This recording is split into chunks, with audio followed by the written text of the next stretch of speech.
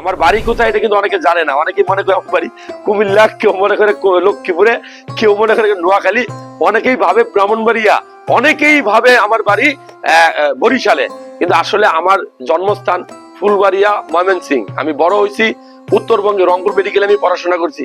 অনেকে জানতে চায় আমি কোন মেডিকেল থেকে পাশ করছি, রংপুর মেডিকেল থেকে পাশ করছি। আর এই ডাক্তারি জীবনের বেশিরভাগ সময়টাই আমি আমার লক্ষ্মীপুরে শেষ করছি। এই জন্য অনেক মানুষ ভাষার টোন আমার কিন্তু ময়মনসিংহের মতো না। ময়মনসিংহের যেরকম খাইছুন, কেউ ময়মনসিংহ আছেন এখানে? আজকে হাত তুলে যদি কেউ আসেনি, আছে এই যে ময়মনসিংহের কয় না খাইছুন নি, খাইছুন এরকম। আর নোয়াখালীর কি বলে, নোয়াখালী কেউ আসেননি? কি কি বলে, কি বলে নোয়াখালী? খাইছুত নি, খাইছুত নি। আর বরিশালের বাইরে আসেননি? কেউ আসেননি বরিশালের এখানে? বরিশালের বাইরে কি কয়? বরিশালের ভাষাটা অনেক সুন্দর। হ্যাঁ, মেহেন্দিগঞ্জ কি বলে? এদিকে আসো, এদিকে আসো। তোমাদের এলাকার মানুষ কি বলে? আমরা যে ময়মনসিংহের কই খাইছুন নি, আমরা কি কয়? খাইছেন। খাইছেন। বরিশালের ভাষা সুন্দর, আমি সিরিয়াসলি পছন্দ করি বরিশালের ভাষা। আর বরিশালের মানুষ আমার অনেক ভিডিও দেখে।